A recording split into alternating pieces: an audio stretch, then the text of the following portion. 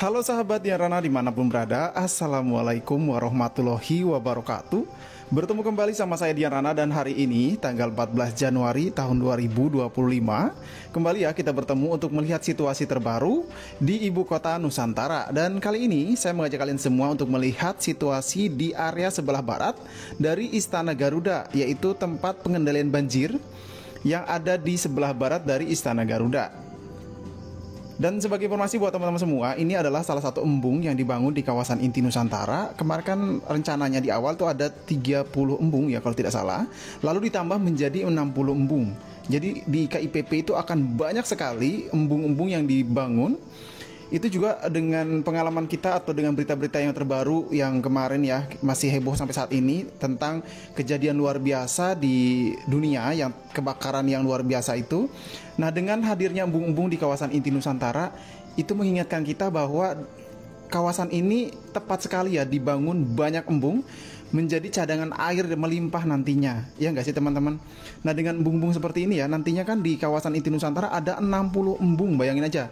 Dengan embung-embung seperti ini ya, dengan punya cadangan air ya, di suatu saat ada emergensi seperti itu, tidak kehabisan nih airnya, karena di kawasan inti Nusantara dibangun banyak sekali embung yang menampung air seperti ini.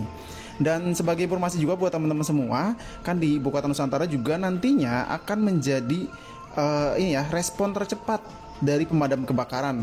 Kalau di Indonesia kan rata-ratanya, kalau tidak salah, ini koreksi kalau salah ya, ada 10 menit ya rata-rata tercepat. Nah, nantinya di Ibu Kota Nusantara itu hanya 7 menit untuk nyampe ke lokasi. Luar biasa kan? Lebih cepat dari yang sudah ada. Itu ditargetkan seperti itu ya di kawasan inti Nusantara, karena sudah dibangun pos-pos pemadam kebakaran juga yang akan dibangun di kawasan inti Nusantara, dan juga didukung dengan embung-embung yang dibangun seperti ini. Ini di kawasan inti Nusantara kan ada embung MBH, embung S, terus embung yang dekat Bin Polri, embung yang dekat hunian ASN, embung ini ya, dan semuanya itu luar biasa besar-besar juga tuh lokasi-lokasi embungnya. Nah, ini kalau saya lihat di kawasan embung ini termasuk terbesar ya, selain dari yang embung Bin Polri.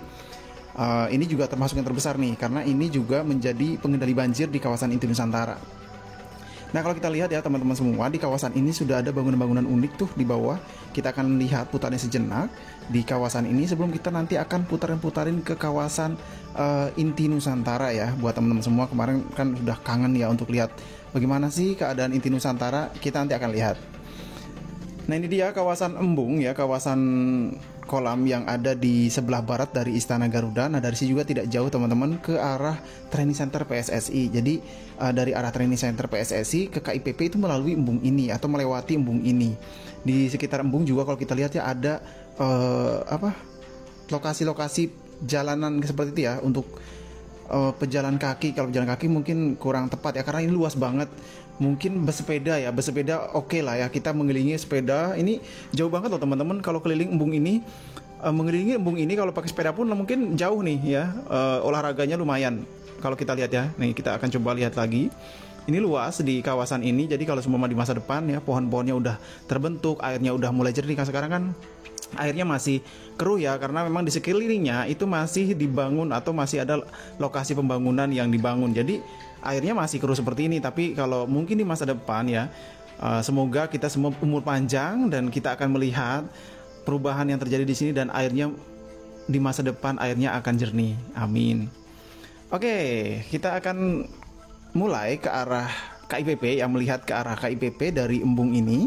Nah, ini dia embung-embung yang ada di KIPP teman-teman semua. Kan seperti yang di awal tadi kita bilang bahwa di KIPP itu dibangun banyak sekali embung, dan dengan kejadian luar biasa yang terjadi di dunia, menurut saya embung ini sangat berguna di KIPP jika suatu saat ada emergensi seperti yang sudah terjadi ya. Tapi kita doakan semoga tidak terjadi. Nah, itu dia di kejauhan sudah kelihatan ya untuk sayap Garuda dari arah sub WP1B. Kebetulan saya dari arah sub WP1B ya teman-teman. Kita akan menggunakan zoom dari arah atas. Nah, ini ya situasi di arah barat dari Istana Garuda. Di bawah udah kelihatan ya Jalan Subuh Kebangsaan sisi barat dan juga Plaza Yudikatif.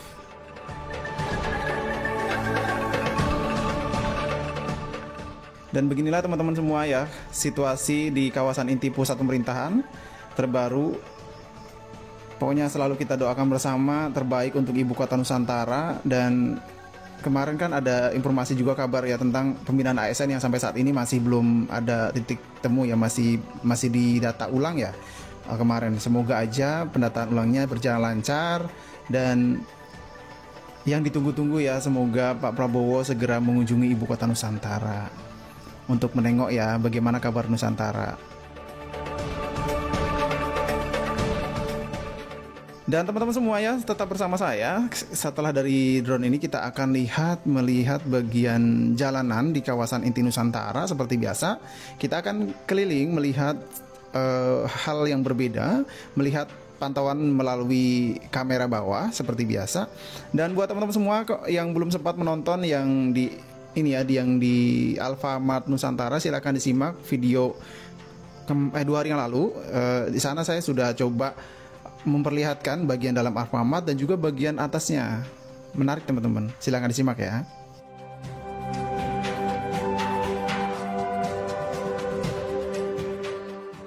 Dan setelah kita dari arah barat Istana Negara, kita lanjut melihat ke arah Jalan Sumbu Kebangsaan sisi timur.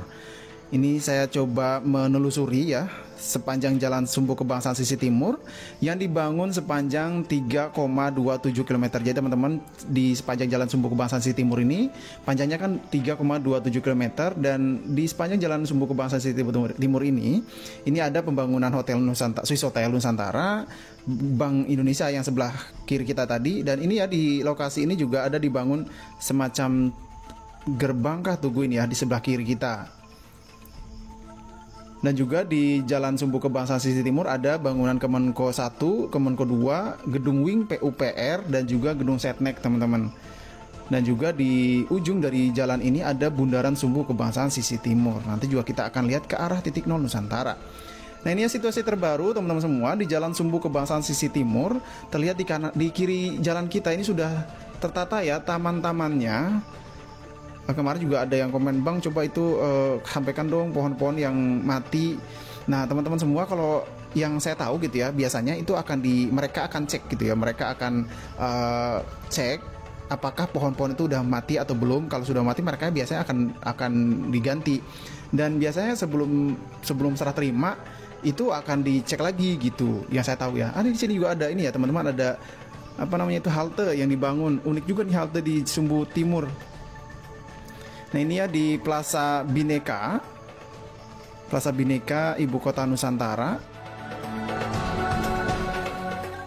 Jadi di sepanjang jalan ini teman-teman semua, ini kan di Jalan Sumbu Kebangsaan sisi timur.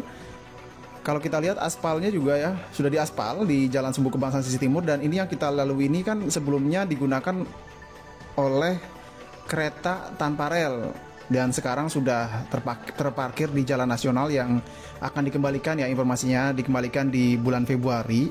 Jadi kereta itu akan dikembalikan. Nah, semoga aja nanti kedepannya ada lagi ya kendaraan-kendaraan modern yang semacam itu beroperasi di sini. Amin. Dan kemarin juga ada ada informasi tentang Swedia berminat investasi di ibu kota Nusantara dari kendaraan listrik. Semoga aja itu ya, dan kita akan bisa menikmati kendaraan-kendaraan listrik yang lalu lalang di kawasan inti Nusantara. Kalau sekarang memang kan masih pembangunan ya teman-teman, jadi yang lalu lalang di sini ya masih mobil-mobil BBM seperti ini. Dan mungkin di masa depan ya, kalau sudah ibu kota Nusantara ini udah selesai, udah beroperasi ya, baru mungkin diterapkan full listrik di kawasan inti Nusantara. Karena memang kalau kita lihat teman-teman, di kawasan ini udah disiapkan ya untuk kayak SPKLU dan lain-lain. Nah, ini di depan kita ya, di sebelah kanan dari Sumbu Timur itu Pakuwon Nusantara. Nah, kita sudah sampai di Bundaran Sumbu Kebangsaan sisi timur. Di bundaran ini kalau kita lihat ya, berbagai tanaman sudah ditanam di kawasan Bundaran Sumbu Kebangsaan sisi timur. Nanti kita juga akan coba berhenti di depan titik nol Nusantara untuk melihat situasi terbaru di area titik nol Nusantara dan juga kantor otorita IKN. Oh ya, saya ingatkan kembali buat teman-teman semua nih yang baru bergabung, salam kenal semuanya. Jangan lupa nih ditekan tombol subscribe-nya ya. Nah, ini kita sudah sampai di Bundaran Sumpu Kebangsaan sisi timur. Nah, ini ya pohon-pohon yang saya bilang tadi, di Bundaran Sumpu Kebangsaan sisi timur sudah berbagai pohon ditanam di situ. Kebetulan kan juga sudah masuk musim penghujan ya di kawasan inti Nusantara. Jadi penanaman tanaman itu pas banget waktunya ya di saat ini, karena hujannya hampir tiap hari di sini teman-teman. Dan nggak hujan kecil, hujannya deras-deras gitu. Nah, ini dia, kita sudah sampai di kawasan ini ya, di kawasan titik nol Nusantara. Di sini kalau kita lihat ya, di titik nol sudah mulai tertata rapi ya, dari tugu-tugunya dan juga pohon-pohon yang ditanam.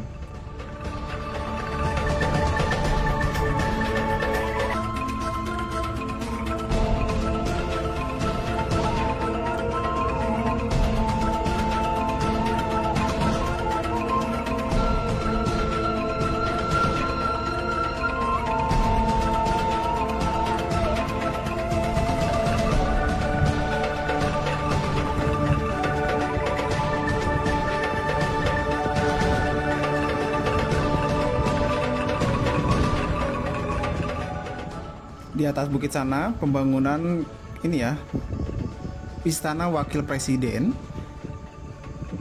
Nah, saya zoom.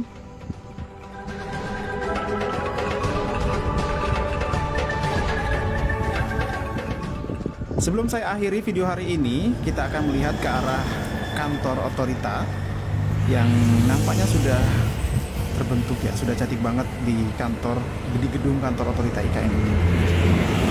Dan demikian teman-teman semua ya, pantauan kita hari ini. Terima kasih buat teman-teman semua yang menyaksikan sampai dengan hari ini.